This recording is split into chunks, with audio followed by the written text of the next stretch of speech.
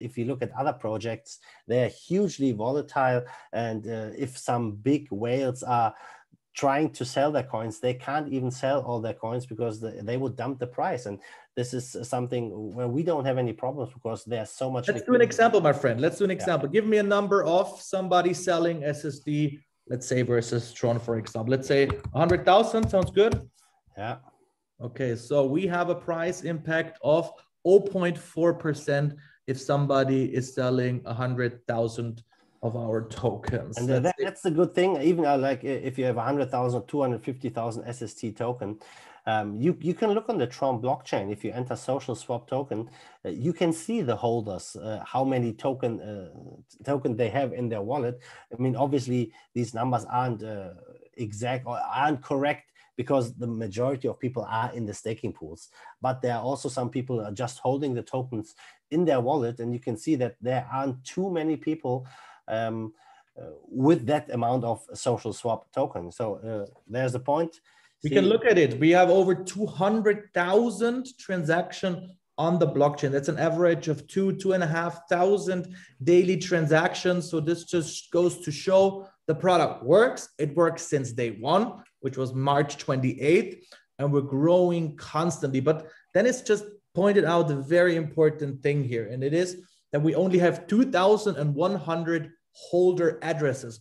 But why is it so low, even though there's in all the Telegram communities, for example, combined, there are even more members. There's a lot more members than 2,000, but most of our people, they're all in the staking. So let's take a look at the staking, Dennis, or did you want to say something about no, that's fine. I mean, I mean, if you look at the holders, I just want to show the numbers that maybe we can find someone who has a lot of tokens. If you let's do that. Token holder. See who has lots of holders.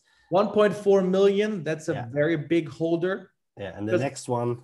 You have to see when it says SC at the beginning of an address, it's not an actual holder, it's a smart contract. So it's, for example, the pool, I mean, maybe it's titled here. This is the USD Tether SST pool 11, for example.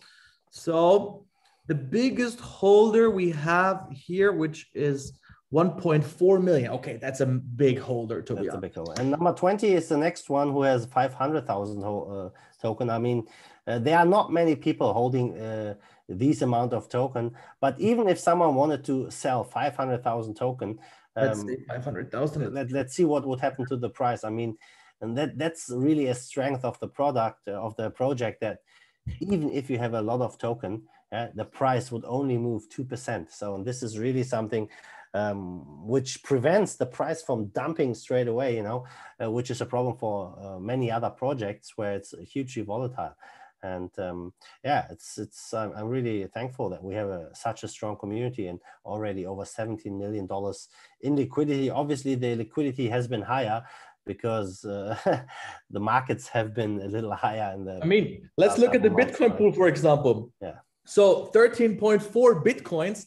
It used to be, a Bitcoin used to be at over $60,000. Now a Bitcoin is at about $33,000-ish dollar. This is why liquidity went down from 23 million to 17 million, because all the money, like all the cryptos in the project, it went down in value. Because people keep asking us, why did the value go down from 23 million to 17 million? It's because the Bitcoins were in there. The Ethereum, there's 224 Ethereum in there. They were also worth less. So it went down as well. This is why the price, the total locked value increased.